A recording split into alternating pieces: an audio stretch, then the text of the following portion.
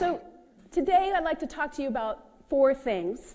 The first thing I'd like to talk with you about is networking. And I thought I was a good networker, and then I met Mike, your next speaker. He is amazing. So I want to talk about networking and how that can actually help you grow your business, and I'll give you some tips on that.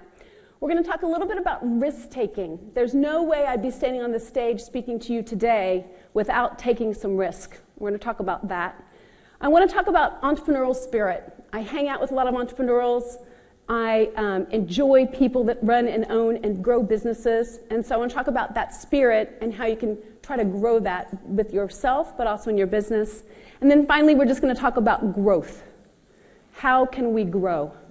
So my first thing on networking is you really have to build your network before you need it.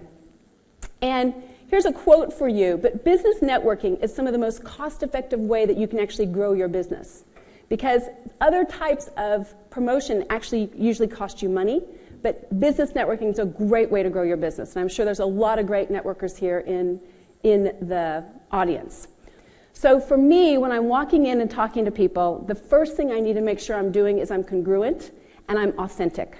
That they don't think I'm there to just hustle their business card and try to sell them something, but I'm really trying to make an authentic connection with them. And I keep this kind of pie chart in mind because my tone and my body language and my facial expressions have to match my words. And I also choose my words carefully. So that's one thing. I also want to introduce you to a term that I absolutely love. And, you know, today we have many, many acronyms. We've got so many acronyms to remember, right? And WOO is another acronym. WOO stands for winning others over. And I love the first definition here because I love to be wooed romantically, right? But the last one's what I want you to pay attention to, which is the 5th one, which is your persuasive skills, your ability to woo others.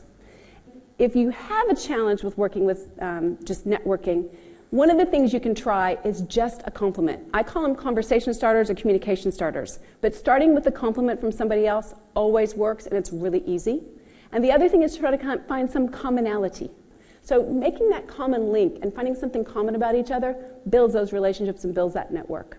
And it can be very quick. Next, I'd like to talk with you about some risk-taking. And for me, this is the only way I've been able to actually accomplish what I wanted to do. And there's risk-taking, there's risk adversity if you're adverse to risk, and there's also risk tolerance. How much risk can we take?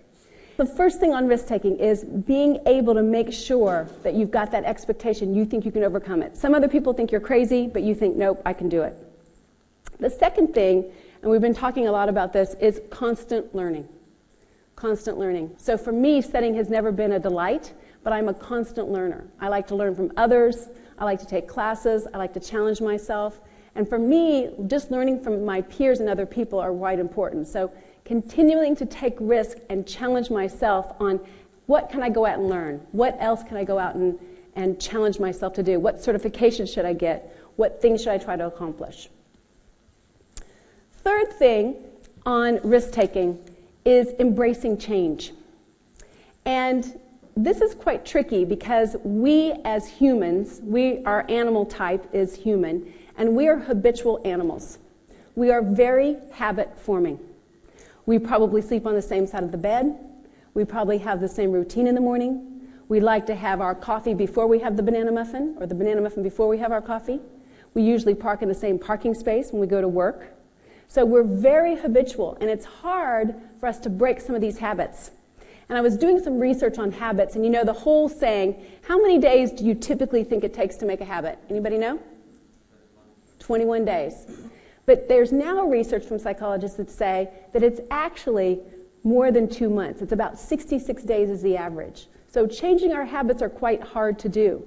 So if you want to form a new habit, you're going to have to actually form a new pattern, a new synapses in our brain that attaches. So since we're so habitual, it's about being comfortable with change and with uncertainty. And when you take risks, there's a lot of uncertainty. And so if you address that and understand how much risk you're taking and that it's not going to probably, here's the plan, but best made plans, right? You make the plan and then you always have to change everything. The fourth thing about risk-taking for me, and again, this is this fork in the road for me when I had to make the decision of do I pack up and go home or do I start a business in a foreign country, is trusting my gut instinct. I use my intellectual abilities and my research abilities, and I try to get everything researched and see what all the pros and cons are and the ups and downs. But in the end, I have to check my gut. And I have to say, what does my instinct tell me? What does my instinct say here? What is the right pattern? What's the right way? What do I just naturally know? If I close my eyes and I don't overthink it, what's the right thing?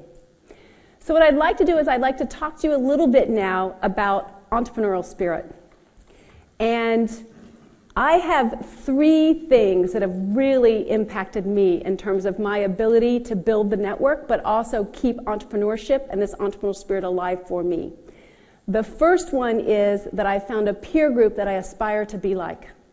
And my peer group is this thing called EO, Entrepreneurs Organization. And it's for entrepreneurs, it's for people who are founder, co-founder, majority shareholder, so you have to take some risk. So I'm constantly looking for a peer group where there are people that I aspire to be like, and I aspire how they live their life, the risks that they take, what they're doing, where they're going. That's my first one on this entrepreneurial spirit, is find the peer group that you aspire to be like and hang out with them. The second thing that I did that was really instrumental was I found a mentor. And for me, my definition, there's a lot of definitions out there, and I use Google a lot.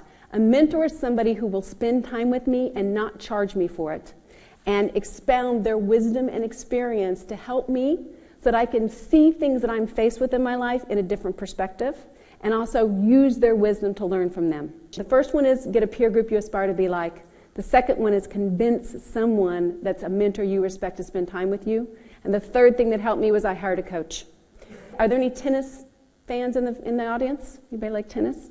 So Andy Murray, I was reading up on him. He at one point had 7 different coaches.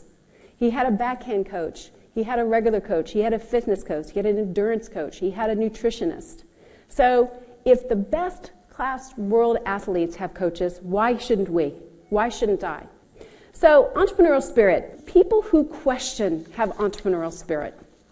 And people who are constantly trying to figure out how they can solve problems, how they can make something better, and they're not happy with the status quo. So that is another thing that I feel is questioning, is how can this be better?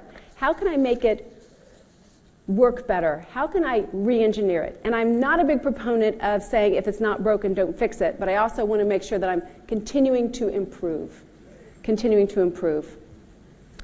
The other one here is optimistic. I always see, okay, well, what's the worst thing could happen, but what's the best thing could happen? What's the best outcome we can look at here? So optimism is quite important. Surrounding yourself with people that are optimistic helps you to get things done and overcome obstacles quicker. Here's some of the principles and philosophies that I really like to live by. I like to do something that scares me every day. If I'm status quo, I get bored, I get despondent, so I'm constantly pushing myself to do something that scares me. The other thing is I never like to negotiate against myself. If I talk myself out of it and say, oh, the answer is going to be no, then I've just negotiated against myself. So even if I think the answer is no, I always ask, because I'm going to miss 100% of the shots I don't take. Another sporting analogy. The third one is build your network before you need it. Again, you're going into sometimes new territories, new areas, new cities. So I always like to constantly get in and find out who's in the chamber, find out who's there, and grow my business through referrals. And then finally, you never know who your next customer is going to be. The person that you're talking to or interacting, just like this gentleman said, in the casual way, is the person that might be the key to whoever you want to connect with or whoever you need to talk to. And sometimes if you just share problems, the other thing I've realized is if I ask for help, people help me. But I have to admit that I need help. So asking for help is quite important. The most important question that I want to ask you is, what action will you take as a result of this talk? What action will you take as a result of this conference? What are you going to go home and change? What are you going to go home and try to figure out to do differently? Better, quicker, cheaper, smarter, or harder, better, stronger, faster? What will you do differently tomorrow, and then repeat it for 21 to 33 to 66 days to embed a new habit? Thank you very much.